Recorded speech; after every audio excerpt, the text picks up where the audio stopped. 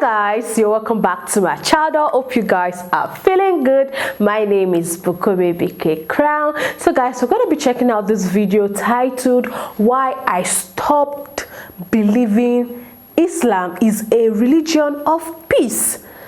Nabeel Qureshi. Okay, let's watch guys. Initially, when I encountered the violence in Islam, I said, well, this can't be the true Islam. And I, for years, would push back, arguing, no, this hadith here is unreliable. For example, Muhammad says in Sahih Muslim that he has come to expel the Jews and Christians from the Arabian Peninsula and will not leave any but Muslims. That doesn't sound like the Muhammad I knew, so I said, well, that can't be a reliable tradition.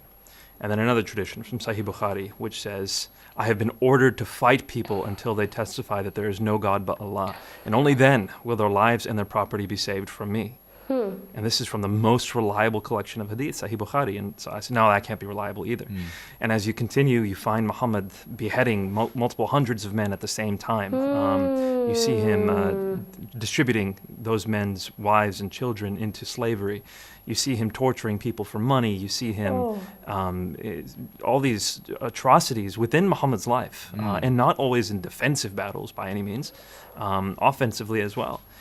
And so after trying to dismiss many of these traditions, I said, well, let me piece together what's going on here, because if I dismiss all of these violent traditions, then I am basically dismissing the foundations of Islam. This is where I get my picture of Muhammad from.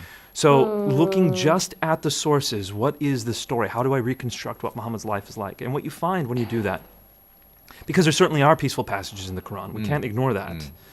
Like chapter 2, verse 256 of the Quran, which says there is no compulsion in religion. And those are often the ones that are quoted in those response are often to, the ones, to yeah. people. Chapter 109, which says, those of you who disbelieve, believe whatever you want and let us believe what we want. Fairly peaceful.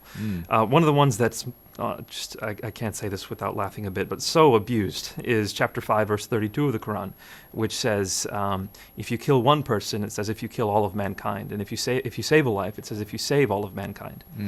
When you start understanding the context, though, you realize that this is not the ultimate message of Islam. For example, that one verse, chapter 5, verse 32 of the Quran, says, the first part of that verse is, it was told to the Jews. If you kill one person, it's as if you kill all mankind. If you save a life, as if you save all mankind. And we do. We find that in Tractate Sanhedrin of the Babylonian Talmud. I see. It's not in the Quran, it's not a teaching for Muslims. The next verse is the teaching for Muslims, which says, if anyone creates mischief in the land or strives against Allah or his messenger, crucify him or kill him. Right, a very cut off his different head. message. Exactly. Okay. So you start getting the context. And what you find is, in the first 13 years of Muhammad's prophetic career, he lives a peaceful life. He has about 100 followers by the end of that time, not that many. Certainly doesn't have a fighting force. Most of these people are of humble means. And he doesn't fight during that time. But then he's given rule over a city. An entire city gives him the right to be arbiter. From that moment until his death, approximately 9 to 10 years, he personally participates in or deputizes 86 battles. Right. So that's an average of 9+ battles a year. And they culminate in intensity until the moment he dies. Chapter 9 of the Quran is the last major chapter of the Quran to have been composed, and it is the most expansively violent. This is the one that starts off by saying, this is a disavowal of all the treaties we have with polytheists.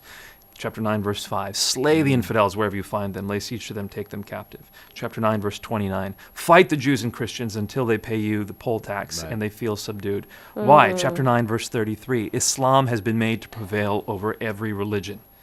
So, I mean, chapter 9 is the most violent. It's the culmination of the Islamic message. It's the marching orders that Muhammad leaves Muslims with, which is why when he dies, Muslims conquer 1/3 of the known world within 150 years. Right. These were the By messages. the sword. Well, it's complex. Once again, they would tell places, if you do not convert, then you have the option to pay a tax, and if you don't pay that tax, then we will fight you. The jizya. Exactly. Yeah. So it was expanding into territory. The first option people were given was conversion. The second option was paying a tax, and if that didn't happen, then it was by the sword. Oh. And do you basically see this as effectively the modus operandi of groups like ISIS today?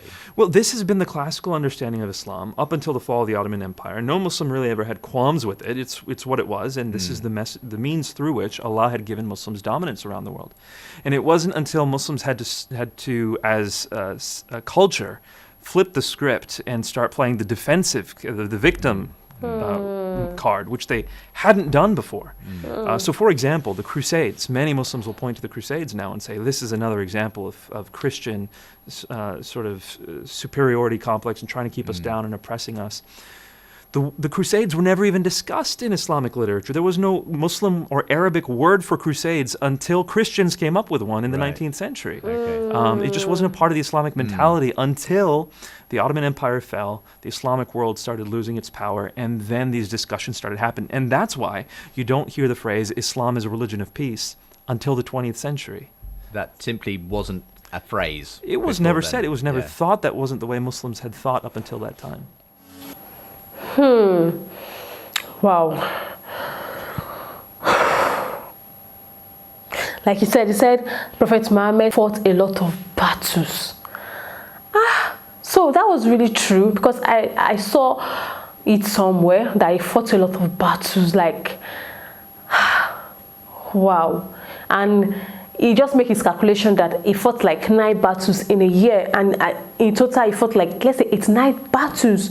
And he was like, in the Quran, if you do this, then they'll come for you. And he spoke about the crusade issue, that it was Christianity that brought about the crusade, but Islam started taking it as something else, thinking that we Christians are trying to imitate them or something. And it was like he didn't really believe Islam was a religion of peace.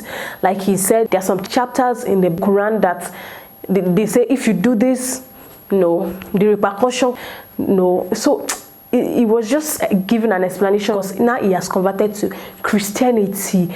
And I don't know. I don't even know what to say, because I don't know. The chapters he said, most of the things he explained about Quran, I don't know how true it is, and if it's really true.